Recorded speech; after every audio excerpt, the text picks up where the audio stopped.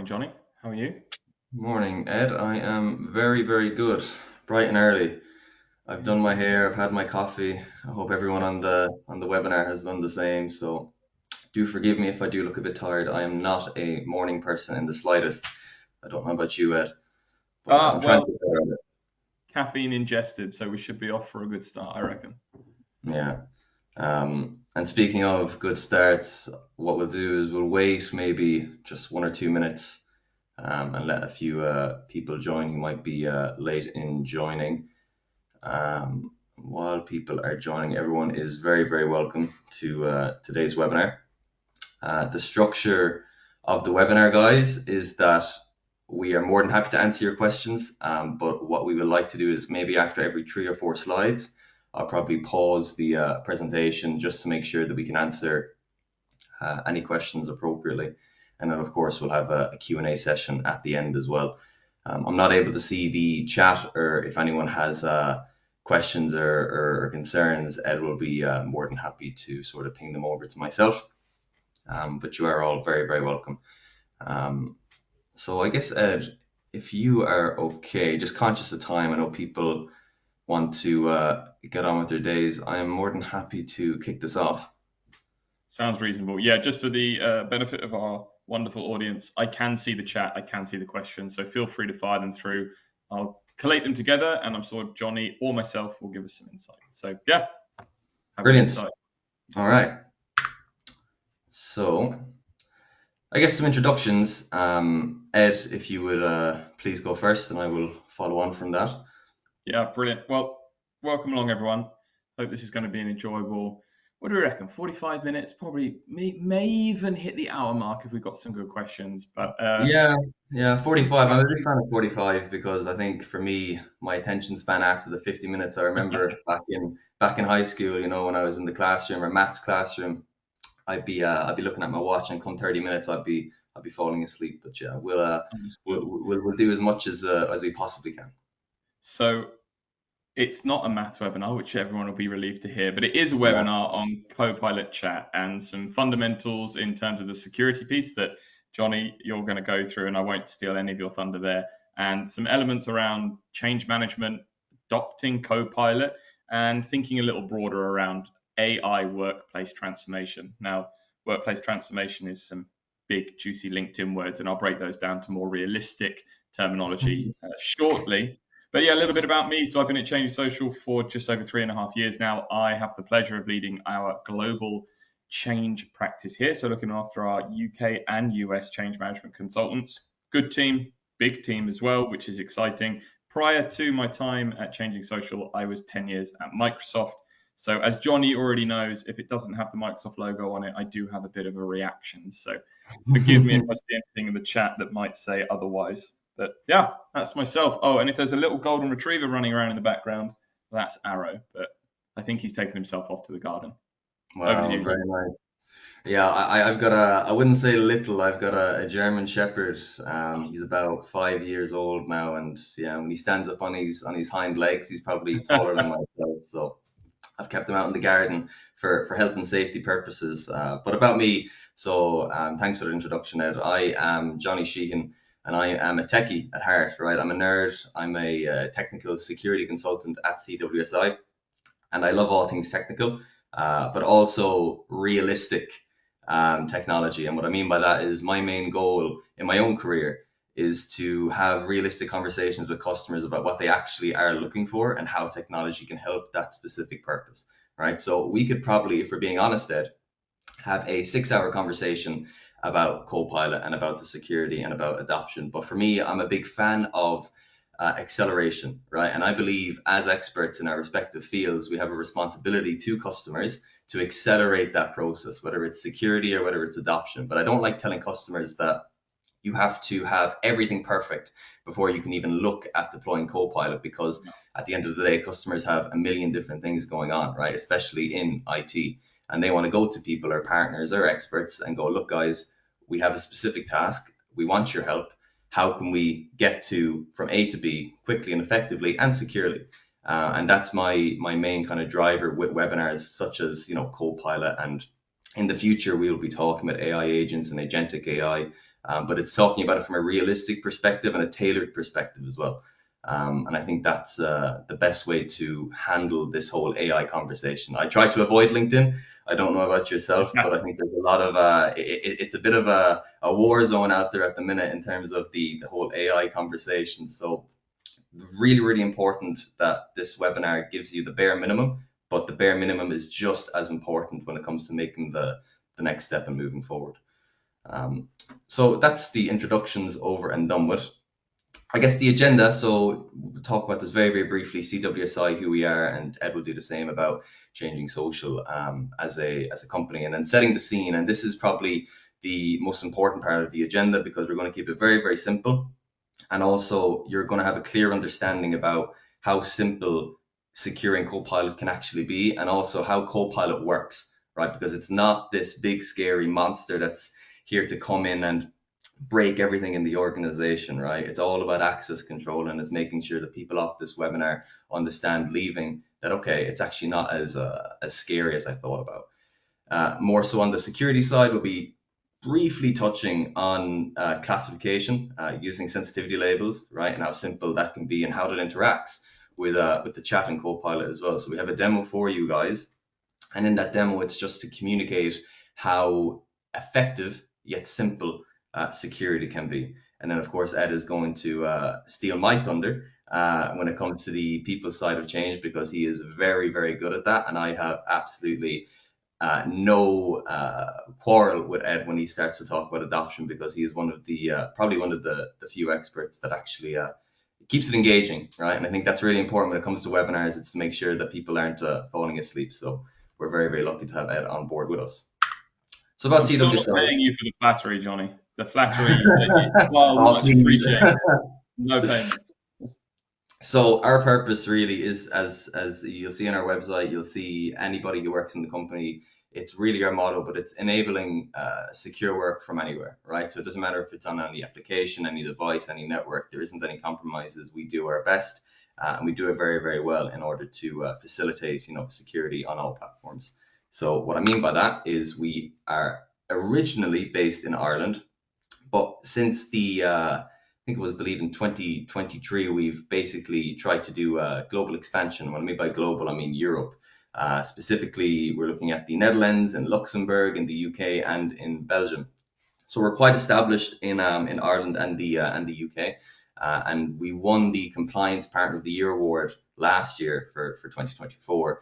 And I'm not saying that to show off, but what I mean by that is we know what we're talking about when it comes to data, and specifically for this webinar, anything to do with AI and anything to do with Copilot specifically, it is all data driven, right? Any LLM that you talk about, it's only as good as the data that you feed it.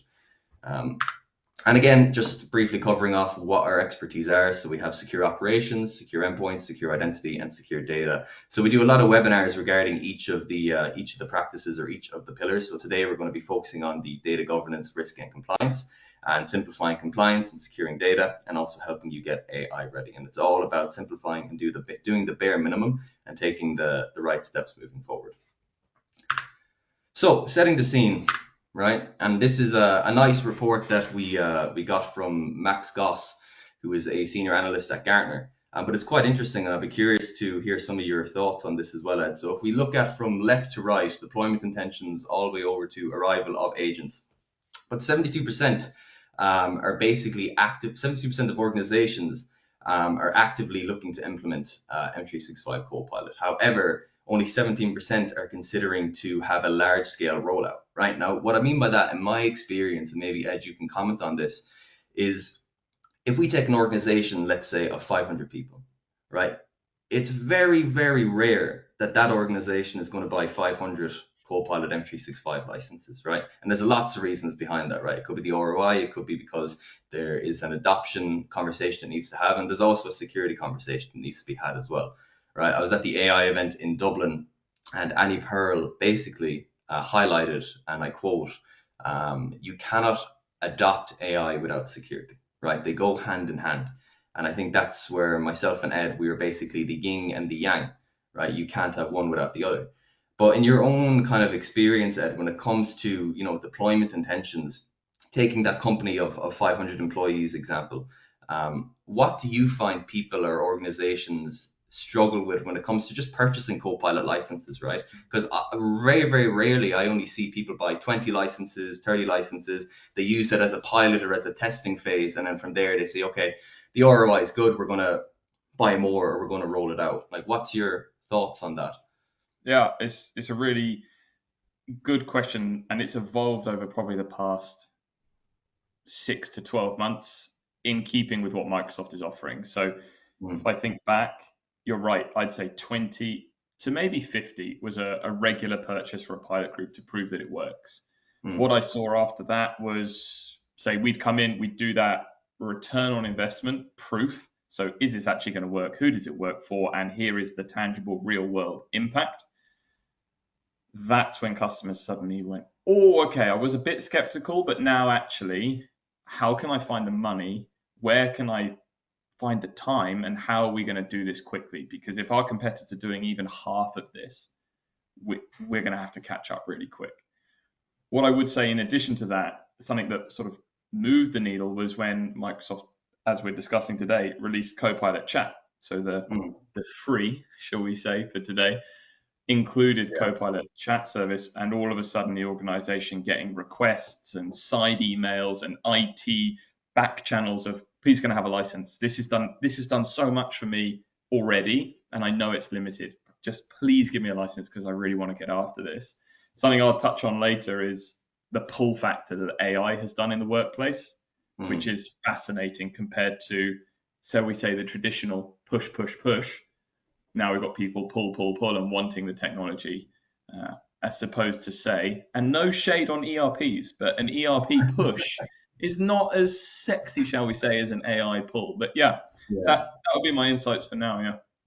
Yeah, I think you hit the nail on the head when it comes to the impact and value, right? We can even see the statistic here that 94% think that Copilot has some benefits. However, when it comes to that significant value, that's where you guys step in and you say, okay, well, what are you looking to get out of Copilot? Like, what does a victory look like for you, right? And it's with anything, regardless of whether it's security, compliance, adoption, whatever you're looking at, you need to understand as an organization, guys, why you're purchasing the licenses or why you're adopting Copilot, right? Or adopting anything. I really, going back to the LinkedIn kind of dig that I had earlier on, is the reason why I don't like going on LinkedIn is because there is an element of FOMO, which I hate, right? I think FOMO causes unnecessary panic. And I think it just causes more headache for, decision makers in organizations, right? If you take a CISO, right? And if we look at, just talk about Europe for the moment, right? And you talk about all the regulation in Europe and you talk about NIS2, especially from a reporting perspective, right? The reports have to be under 24 hours. And then you go to them and you say, oh yeah, well, you need to buy Copilot licenses because they're so amazing. But rather than saying, oh, how amazing Copilot is and how amazing AI is, I always like to ask the customers, well, like, what are you looking to improve in your organization, or what's working and what's not working, and what can be sped up, right? And if it could be sped up with AI, great, we can have that conversation. But if it can't, that's absolutely fine as well. I'm a big fan of, if it's not broken, don't fix it, right? And I think for me, AI is great at fixing a lot of stuff that is broken, but the processes that aren't broken, you don't need to, one, waste time, and two, waste money on trying to use AI to fix those processes. Because trust me, there's plenty of stuff that AI can, especially Copilot, can speed up in an organization. And even moving on to the, is that teal? I believe it's teal. Correct me if I'm wrong. The barriers We'll to go with it. adoption. What's it? I Green? said, yeah, we'll go with it. I think You teal's go with it, probably the okay. default, but my Yeah, if color anyone palette in is the not chat, as varied. Yeah. yeah, if anyone in the chat can correct me, please. I'm not the best when it comes to colors, but we'll go with teal. But the barriers to adoption. So what I said before, and what you guys on the webinar need to consider, is security and governance have been the top barrier to Copilot deployment, right? As a cybersecurity company, this is what we always see. However, what we're going to discuss on this webinar is that security and governance are not as difficult as they are made out to be when it comes to Copilot adoption, right? We can talk about ROI, but I think for ROI, you cannot generalize it. I think it's so specific to organizations, right? I can't say the organization because of obviously privacy reasons, right? But they did a 4,500 Copilot deployment or Copilot purchase, and we're securing that for them. And they completely see the value in Copilot for their organization because they're so big and they have so much data. But the more data they have, the more security comes into that conversation, right? Because again, what we need to think about is data and Copilot for M365, they are linked together, right? And if you don't know where your data is, you don't know how your data is being shared, you don't know what access to SharePoint sites users have, as just a specific example, that's when the dangers of rolling out a tool like Copilot can occur, right? And I think for me, especially when I'm going into customers, and I love to talk about the technical stuff as well, right? And I can talk about that all day. When the change management conversations come in, right, that's where I find the biggest challenges are, right? You can probably comment on that a lot better than I can, Ed. But when organizations are looking to adopt Copilot, technical, it's always fine, right? We can go in. There's a lot of experts in our field that can basically do the right configuration, set up the right access control. But it's a change management process that I find is really, really difficult for organizations, and they really struggle with that. If you've any comments or any additional feedback. Yeah, it's interesting. You mentioned two things that I can add a little bit of extra light to. So you mentioned the ROI and it being specific to an organization, and yeah, I would agree with that on the whole. I think the ROI for high value use cases where it's specific to an organization's department or core team or specialization, I agree, it's completely unique. One added element on top, which may pique the interest of people today, is there are some core functions that we all now, well, I say this, I'm lucky, I take it for granted. Teams, meetings, and summarization, search function, content creation, like just those three core pillars alone apply to every business we work with. And even the impact from that, it brings so many unknown benefits of, because I didn't have to do X because Copilot did it, I'm now able to do ABC, or we're able to make this quicker or do this faster, increase our sales cycle, whatever it might be. Those three generic use case pillars are fascinating. To your comment just now around adoption and change management, one of the really interesting things we've seen, and you talked about it just now quite eloquently, in terms of if the data's not in M365 and it's not set up correctly, the Copilot is going to trip over itself. And right here where it says Gen AI skills, we could comfortably write Microsoft 365 skills. And that whole umbrella of, is your data in the right platform within Microsoft? Do your people know which tool to use when? And are they comfortable with how Copilot interacts with those tools along their day-to-day activities? Our experience, probably not. So then putting our change management hats on, how can we give the what's in it for them? And then how can we make it exciting and engaging? Because there's nothing worse than a prompt that doesn't give you what you want, because heck is it frustrating. So if we can get that first impression right and we can give those base skill sets, the curve and the trajectory is exponential, really. Yeah, I think it's a really good point, and I think as a security sort of professional, it's setting up the right access control so that when people actually deploy Copilot, that they get good use out of it, right? And I'll talk about that in a bit more detail, guys. We will get into sort of a bit of a techie session on this webinar, which I'm really excited about. But Ed, do reel me back in if I go too crazy, because I do find myself getting nerding out, I call it. And then the last point here, guys, which we won't really touch on in this webinar, but I think it's important to mention, is the arrival of agents. Right now, I personally think that we're probably 6 months to a year before we see any significant improvements when it comes to putting in an agent in an M365 environment. However, it is a storm that is going to hit, right? It's not going away. And I think you cannot talk about agents unless you talk about Copilot for M365 and you understand the architecture and how Copilot works, which we're going to talk about now. A brief what you'll learn today, as I mentioned before, Copilot's here to help, so we're going to demystify security myths. Minimum can be enough. Again, we're here to accelerate. We're not here to slow down, right? And that's really, really important that everyone understands this on this webinar, right? Is that we aren't here to scare you, okay? We're here to educate. We're here to have a discussion, and also collaborate, right? There's a lot of, I call them quote unquote cowboys or experts in the field, on LinkedIn, if we use it, who pretend that they have all the answers, but in reality no one has the answers, right? And if we talk about the cloud in general, why was the cloud ever made? It was made for collaboration, right? And that's what we need to get better at as experts in our field. It's doing more webinars like this, doing more proper educational posts, whether it's on YouTube or LinkedIn, about, look guys, here's what I learned today, right? And it's actually not that bad, right? And it's security made simple yet effective, right? And we'll sort of create rules to protect data, which we'll see in the demonstration. Just conscious of time, I am just going to speed up with this, because as I said, I know Ed has a really important piece to talk about as well. So what we're going to discuss here is classifying sensitivity or sensitive content with sensitivity labels. And again, guys, what we're going to find is, yes, this is a webinar about Copilot, but it ultimately comes down to access control and basic security setup. Okay, and Copilot, it's in the name, Copilot, right? It's in collaboration, or it's in partnership with your tenant, right? So however your tenant is set up, Copilot is there to basically adhere to the rules, right? So if you have a broken tenant, right, if you have access control all over the place, Copilot is going to be a nightmare. It's going to be a disaster. You're going to have data leaks, you're going to have data breaches. But if you have proper security controls in place, Copilot will behave, right? It's only acting as a catalyst. It's not there to facilitate this new security breach that you never had before, right, in an organization, or basically break something that you already have configured. So really, how does Copilot interact with the tenant, and why, classification and DLP are important?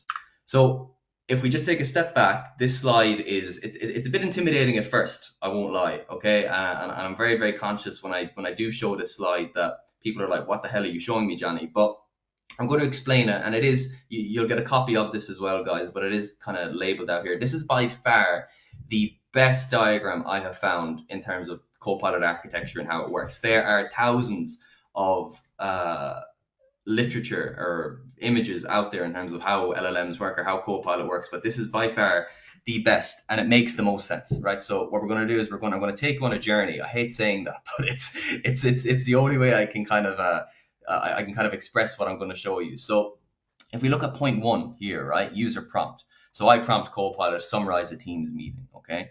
There's a thing called pre-processing and post-processing, okay? So pre-processing is where your grounding happens, okay? Now grounding, all that is deciding, okay, where are we pulling our information from, right? So mainly what Copilot is going to do is pull it from your Microsoft 365 graph, or your Microsoft graph, which is essentially your 365 tenant, right? So that's your, your files, your emails, your meetings, your chats, your contacts, your calendar, stuff like that, right?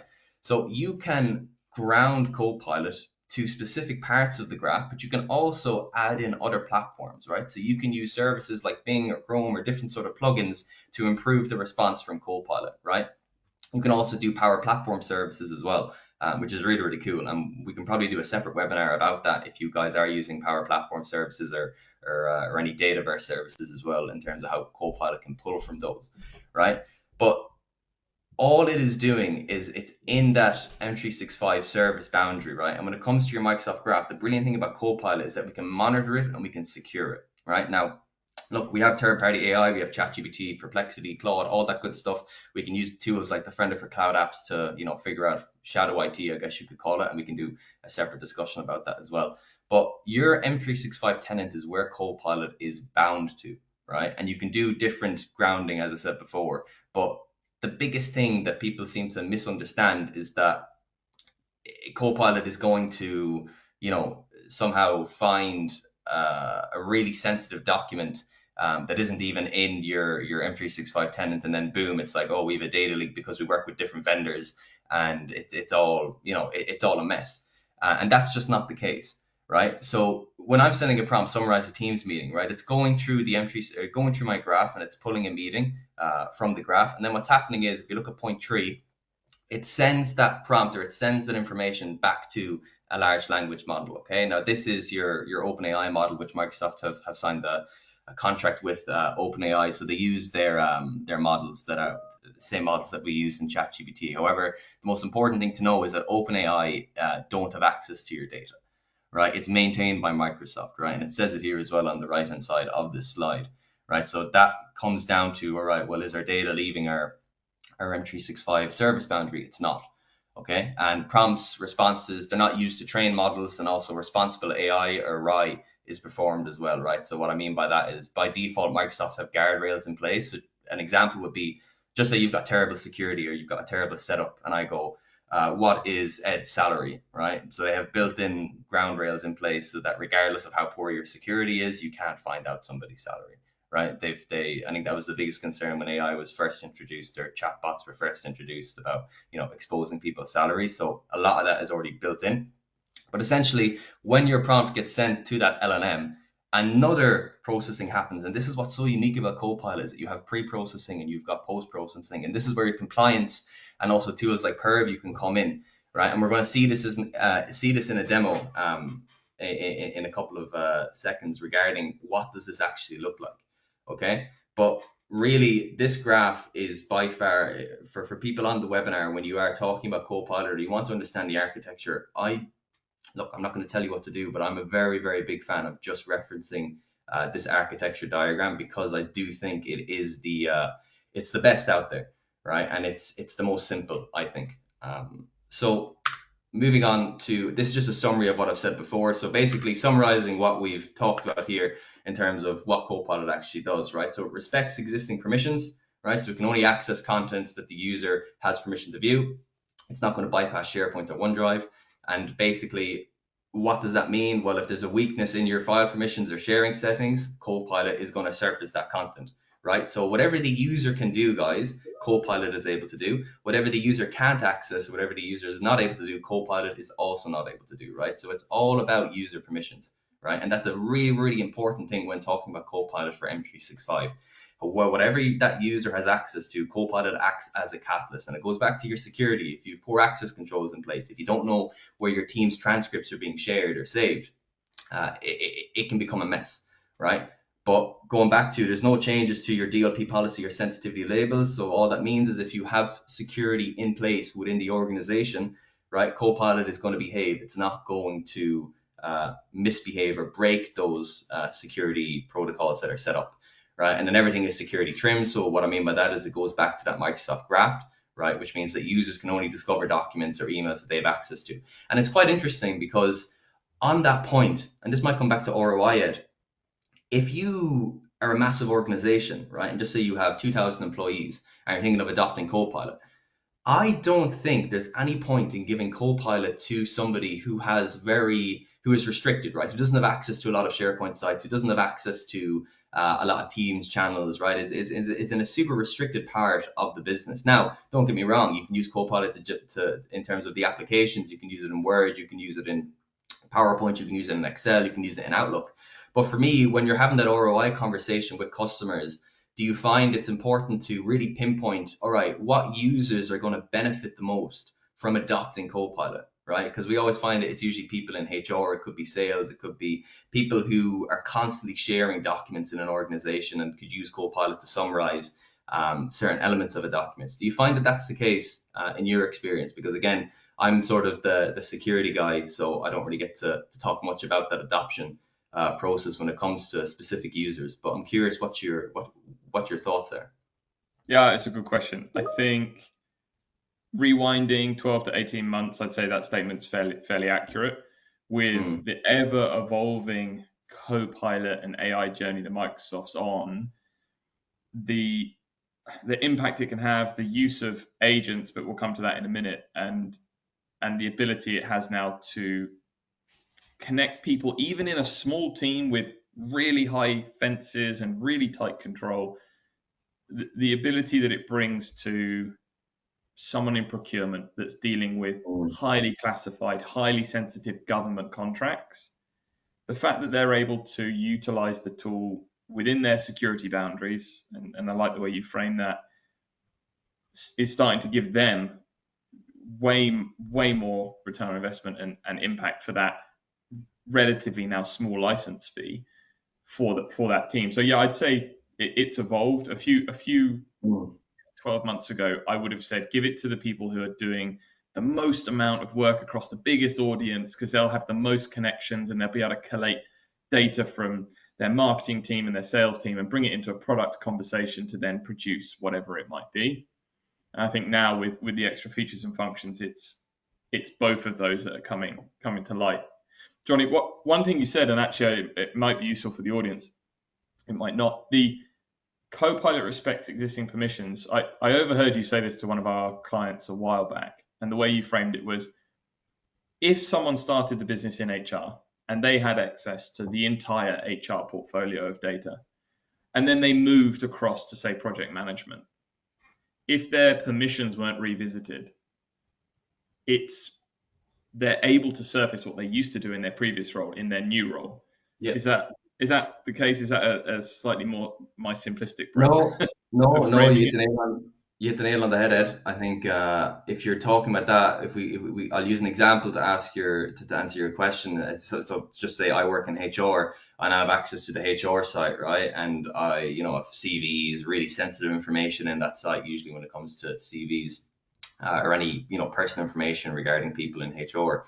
And then I'm like, yeah, no, I'm excited about this new role, and I get to move into marketing, and I've always wanted to move into marketing, right? Typically in large organizations, if access isn't controlled or access isn't locked down on, and that person still has access to that SharePoint site, then in their new role in marketing, when they shouldn't have access to a HR SharePoint site, they can still use Copilot to prompt. And again, the big thing about Copilot is it's acting as a catalyst. So before, when you'd have to click and you'd have to do all this manual clicking, now you can just prompt Copilot. And keep in mind, Copilot will pull up keywords as well, right? So if I'm in marketing and I type out in Copilot work, whatever, hi, please bring up documents about this person or this people or whatever. And if it will reference that keyword people, and it can pull from that SharePoint site in HR as well.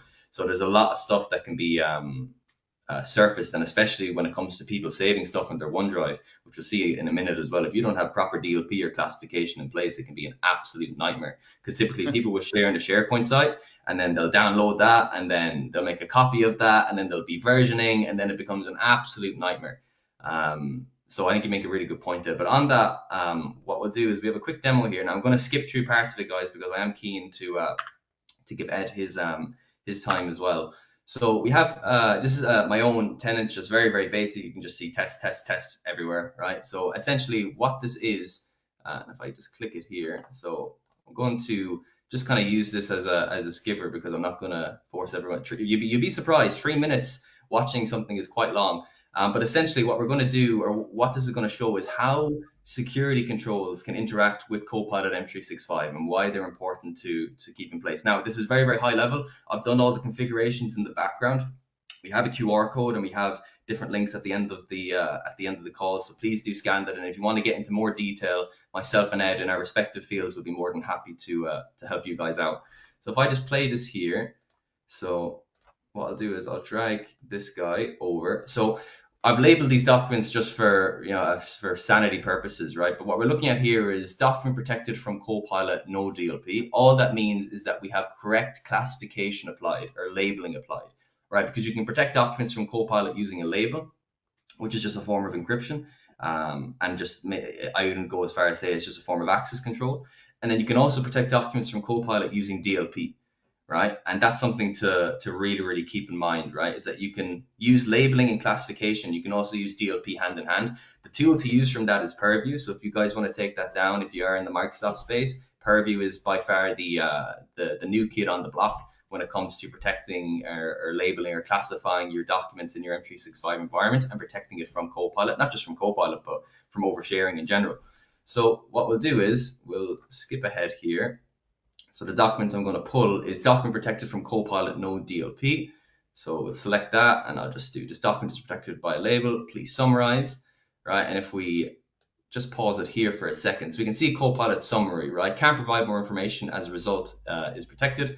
This typically means the document is secured with a sensitivity label or encryption, which restricts access. And again, you'll find me say that a lot, guys. It's all to do with your access control. If you focus on access control from a security perspective, whether it's conditional access policies, right? It doesn't need to be labeling or DLP. It doesn't need to be Purview specifically, but you will find that your life has been made a lot easier from a security perspective and protecting documents from Copilot, okay? So this is just an example about how a good label setup or a good label configuration on a document, right, can be protected, so that a user who shouldn't have access to this document can't use Copilot to summarize it, okay? And then they can't, as a result, they're not able to share this document with other people.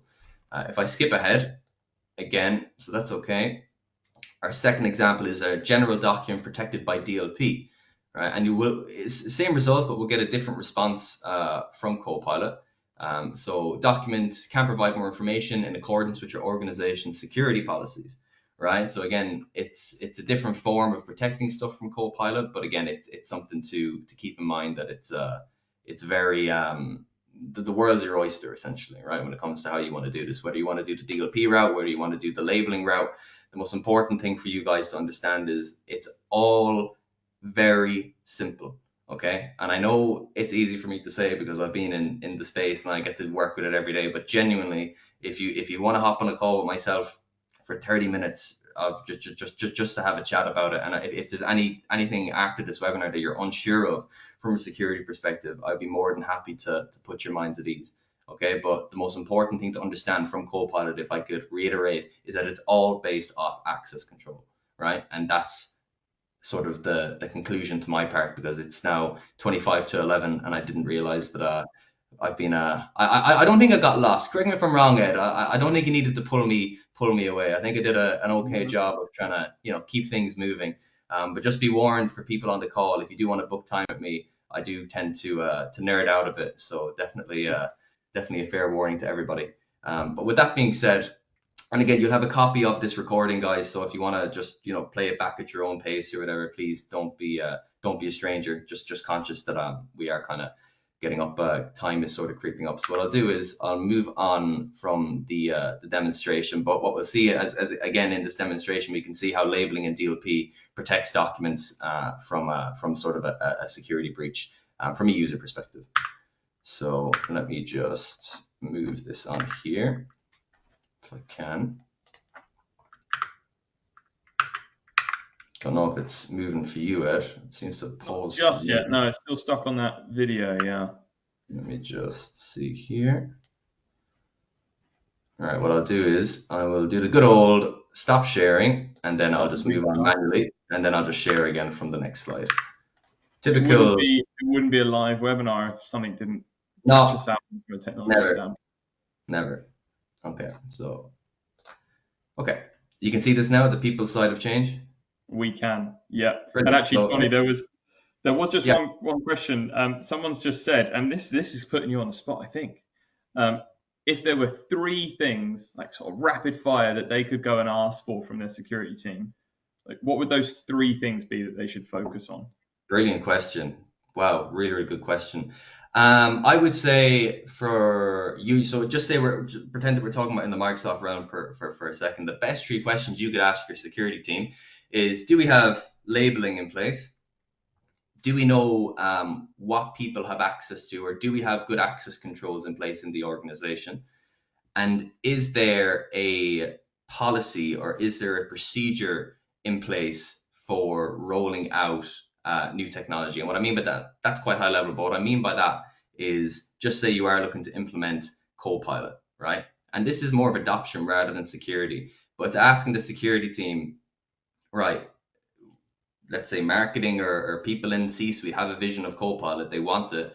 From a security perspective, what are you most concerned about? Okay, so there's 2 relevant questions in terms of, do we have labeling in place? Do we understand access control in our organization? What I mean by that is, are we monitoring SharePoint sites, right? Are we monitoring Teams channels? Do we understand where our information is flowing? And then also, actually, a great one to understand is, do we know where our data is, right? Do we understand dark data? Right, dark data. What dark data is, it's data that Microsoft are just in cybersecurity. It's what we consider data that isn't being used or isn't relevant to organizations. Right now, Microsoft have a dark data kind of spree of 2 years, which I don't like. Which essentially means that anything after 2023 is considered dark data. But to me, that's too aggressive. Right. So for me, it's have we done? Do we have labeling in place? Do we understand where people have access to certain SharePoints? So how is our access control? And then have we done a data discovery in our M365 environment, right? And I guess Margot or Ed, you can probably, and I'll pop it in the chat as well. So again, just to repeat, do we have labeling or DLP in place? have we done an access control review in our organization, and do we understand where our data lies in our M365 environment? And if you can answer those three questions to some level, I think you'd be off to a great start. And those are the three questions you should ask your security team. Okay. So hopefully I've answered your question there, Ed. But again, more than happy to hop on a separate call if there is any unanswered questions. We can go into a bit more detail. Brilliant. Thank you very much. I learned something as well, so I'm going to steal some of those questions. That's for sure. Bro, do I get to say click next slide now? Is this official? Yeah, you have the power, Ed. You have the power. All right, you're good to go. Brilliant. Thanks very much. Yeah, just a little bit about us then at Changing Socials. So I mentioned this earlier. We're an AI workplace transformation organization, award-winning Microsoft partner. We've got a fair few accolades on our website, and you can see the whole team as well. So if you're curious about who we are and what we do, I encourage you to take a look at our website.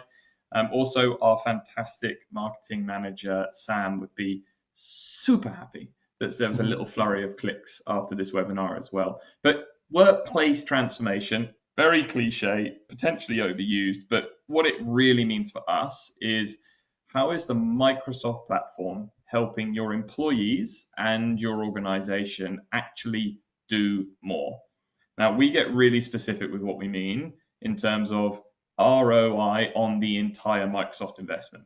Now, the simplest things that we see is often, let's say, a third-party intranet and not utilizing SharePoint, and then the requirement to displace a third party so that we can get more from the investment within that E3 or E5 license. That's the simplest one.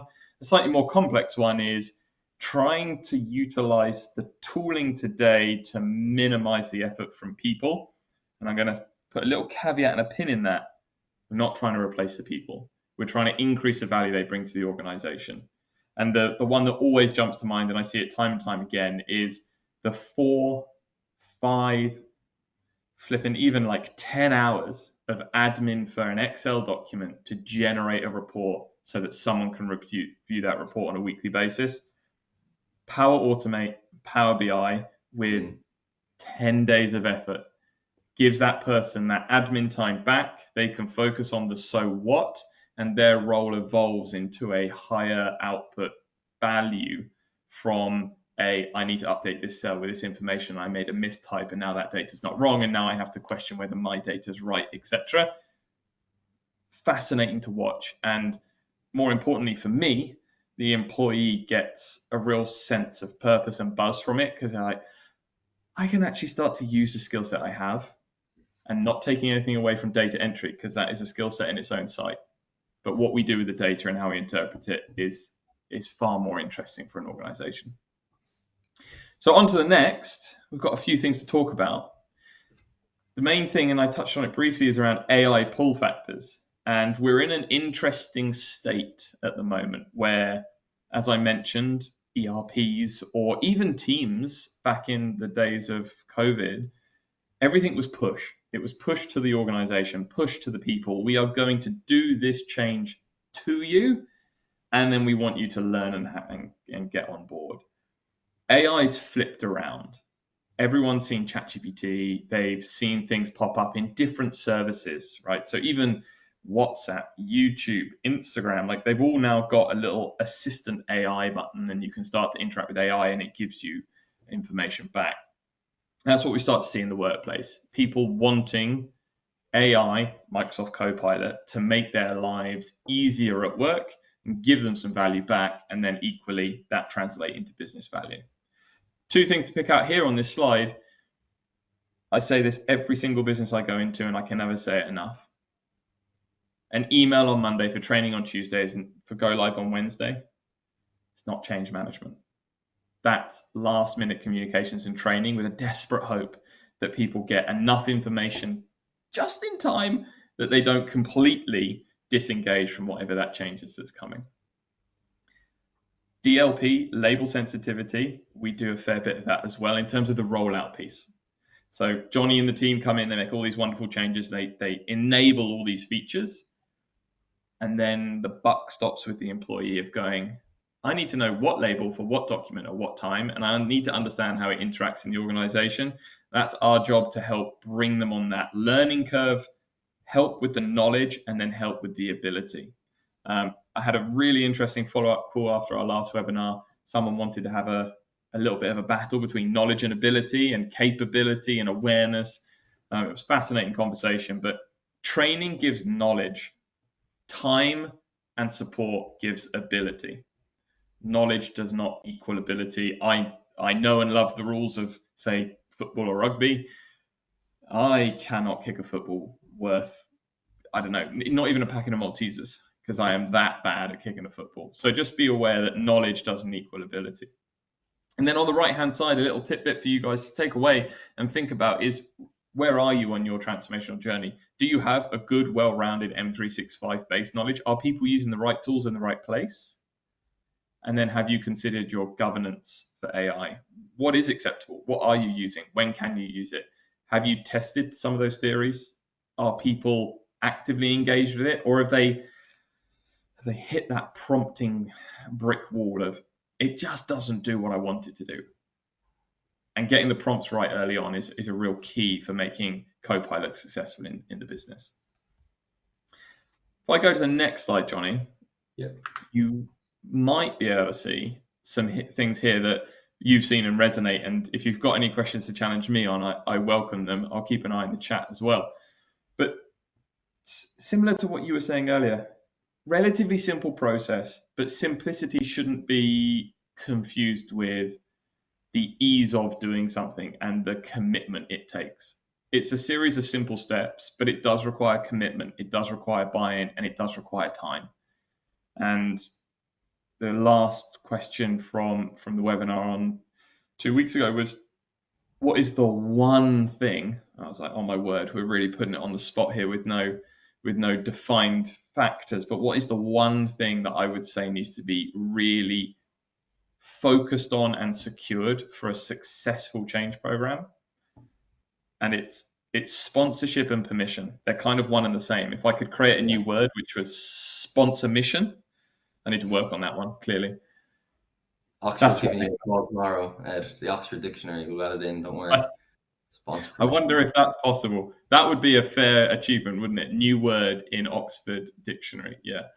You've given me sponsor permission. Sponsor mission. Yeah. Sponsor mission. Okay.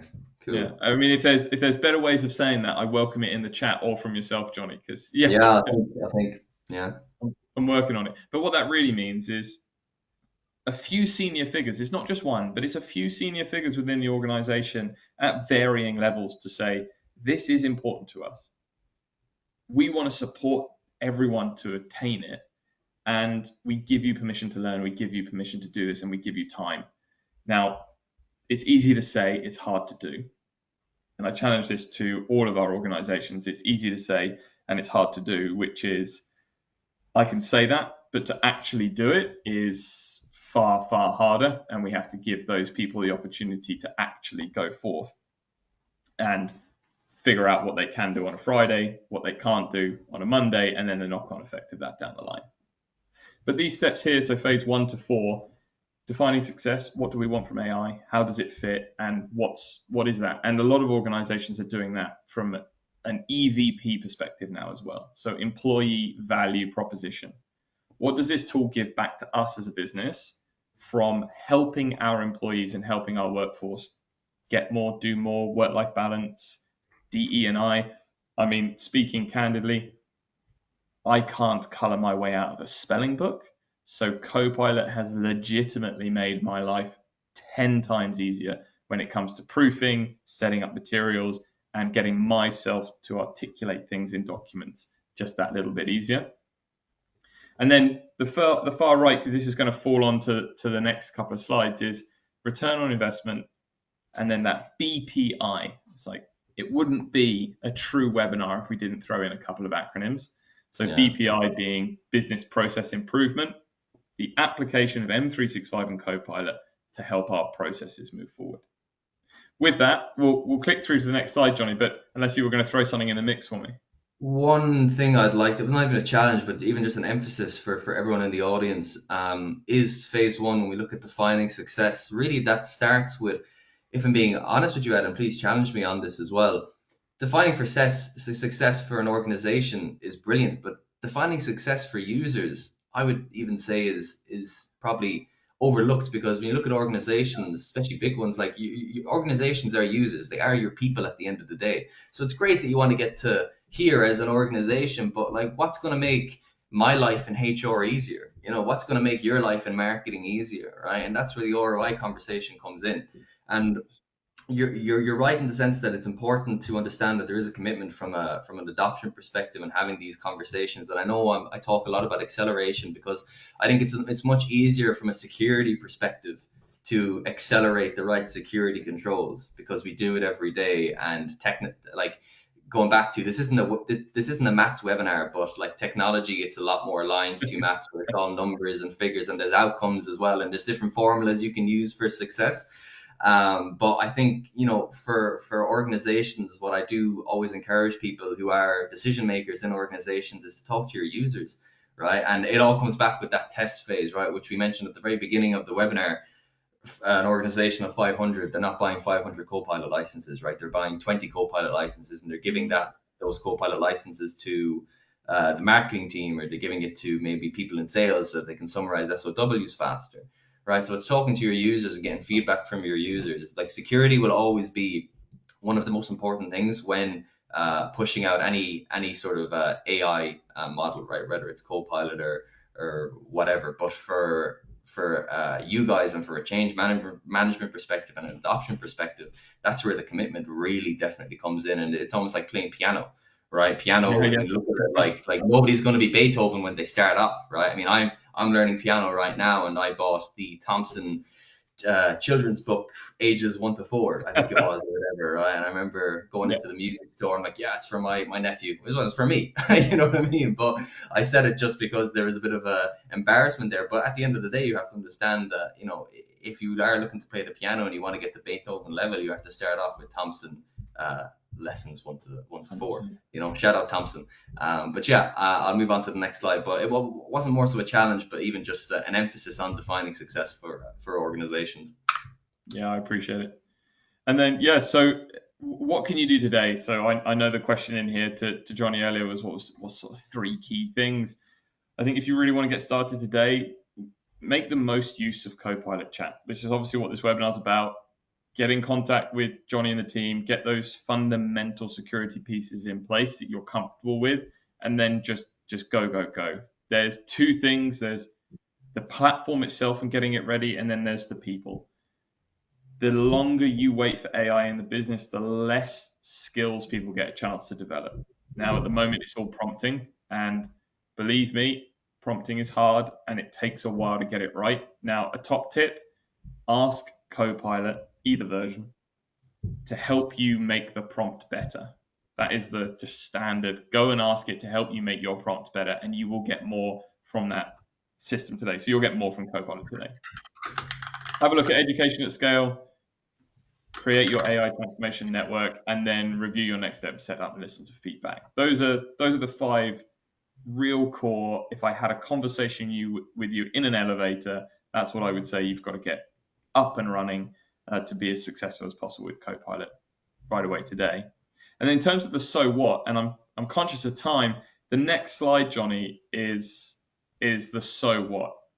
This is where we really extract what has this done, and to reflect briefly on Johnny's comment around what does it mean for our employees as much as what it means for our businesses. So what's in it for me as a person, and what's in it for us as an organization?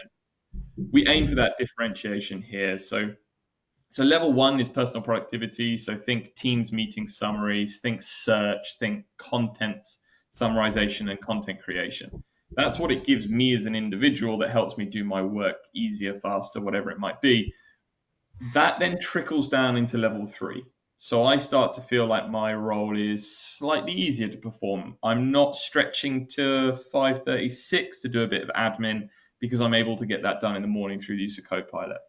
Or I'm able to focus more on the reports and decisions that I have to make, because then I have more time. I can make those quicker, smoother, less stress in terms of time pressure, and my balance work, whatever it might be, starts to increase. Whatever that might be for you, Some people have different priorities where they want to focus their time or their capacity that they get back from the use of Copilot.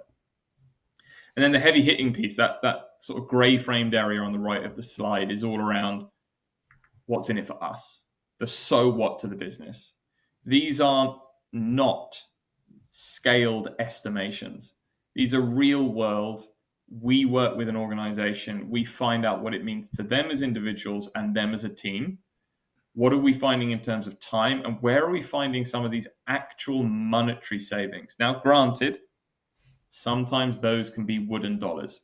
Unfortunately, Copilot won't yet, but won't write you a check and deposit it in your bank account. But what it should do is enable the redirection of current and existing budgets to areas that might be more pressing and more in need. And one that we did last week actually was releasing around £140,000 worth of tender. That's £140,000 worth of tender because the team were able to do it with Copilot. I'll give you a little tease. They were able to use Copilot to begin coding an API in an app, which then saved their modeling team. So think 3D models in terms of if they change a factor here, what does it do to a 3D model of an area? Not 3D printing, but 3D model of an area. And with their work over 4 weeks, they were able to retract that tender and put it into a different area of the business. That was a cost that they didn't then have to absorb. That's just a little tease of some of the things we're finding, and there's some really interesting things. Johnny, I feel like you're about to throw something in that mix. I was about to add to that, or even just come to a conclusion, Ed. So what I'm getting from you is Copilot really, it's only as good as the user who's using it, right? Shocker, Always. I know.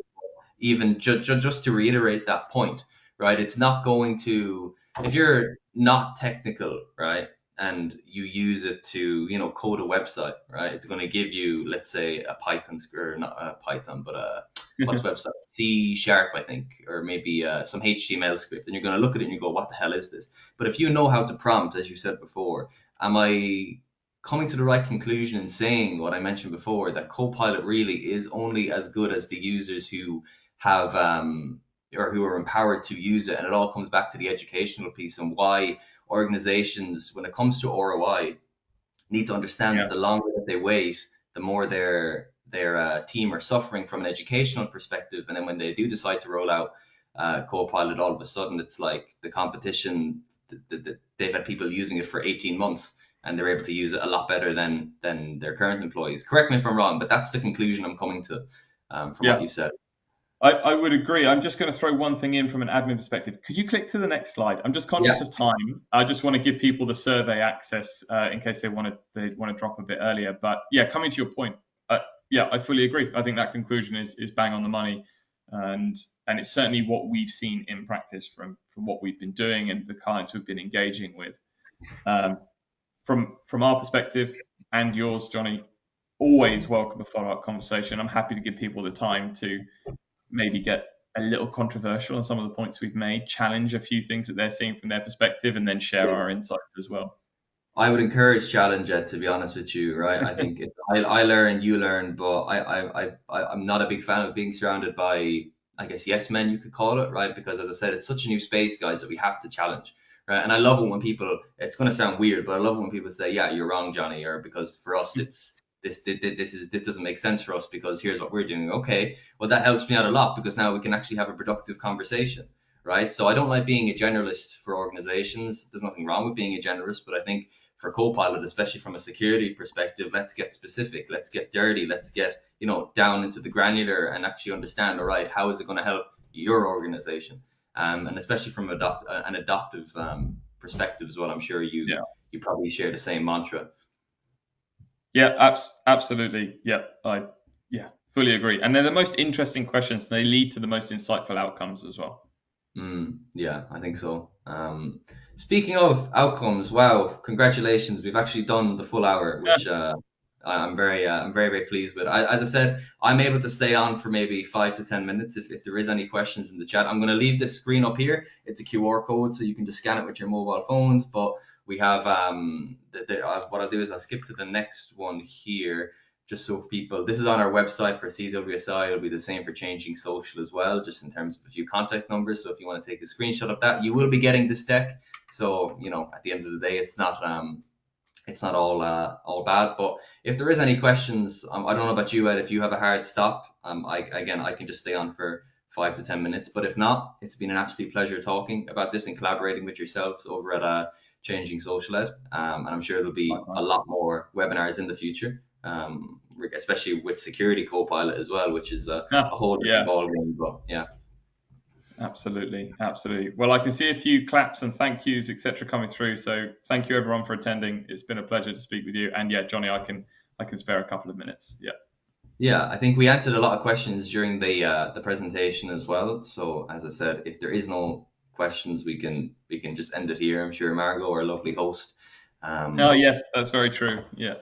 But as I said, I'm more than happy to wait on. I guess a question for yourself, Ed.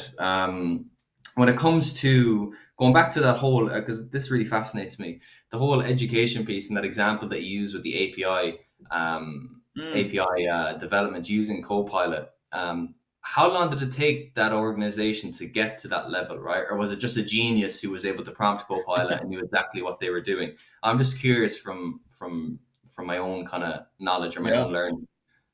Yeah, good question. So firstly, it took about half a day to figure out what was going to be most valuable, because we obviously start off with the personal productivity pieces, but then it's a challenge of, but tell me what you do, Johnny. Like, what is it you really do day to day or month to month that has one key thing? And they sort of stop and they think, but well, really, I have to do this, but there's no way Copilot can help with this. Right? Okay. Well, what do you want? And then it's like, well, we've got a tender out to build this app. Okay, tell me more. Well, this app, we've tried it a few times in-house. It doesn't really work. This is kind of what we did. I was like, take that piece of code, take that question, and just throw it into Copilot in Teams. Oh, wow, it got it right. It's like, flipping it. So in terms of that, it took about half a day to figure out that this was something worth investigating. End to end, it took 4 weeks to get it up and running to a good enough standard. And then it took another in total 6 weeks, 4 weeks to get it good enough, 2 weeks to refine it. And what we're also conscious about with those type of things is who owns it long term, because there's that element of creating a business critical piece of software, that API and interaction, and where does it sit, and then pulling the right resources to own it. But yeah, 4 weeks to do the learning path that Copilot helped produce, to refine the code that Copilot helped read through and check. And then the sort of final week was actually just making sure the damn interface worked, which it turns out is more of a interface UI design issue than it is anything else. So yeah, 4 weeks and then 2 weeks to refine it. Yeah. Wow, that's very impressive. Pretty cool. Yeah, no, that's unbelievable. As a guy who's worked with APIs in the past, like they can be a bit of a nightmare. I think it's amazing when you see some of the code it chucks out. Now, obviously, you've got to have an element of scrutiny about you to check that it's just not garbage. Yeah. But the speed of which it chucks it out we're talking just within half an hour. They've got what would normally take them like half a day to do. I think it was Mark Zuckerberg or somebody basically just talking about AI in general, that within the next year they plan it to be a mid-level developer or something along those lines. We'll wait and see. Especially when it comes to the coding side of things. I know that AI has definitely been stepping up its game, and even just for recording purposes, from a security point of view, guys, definitely check out Purview and Defender for Cloud Apps. Those would be the two tools I recommend that you use to monitor shadow AI and also to control governance from a data perspective as well. If there is no other questions in the chat, Ed, I can't see. No, there's none. Yeah.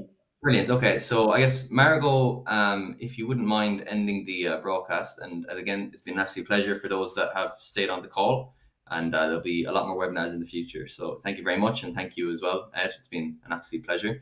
Likewise. Yeah.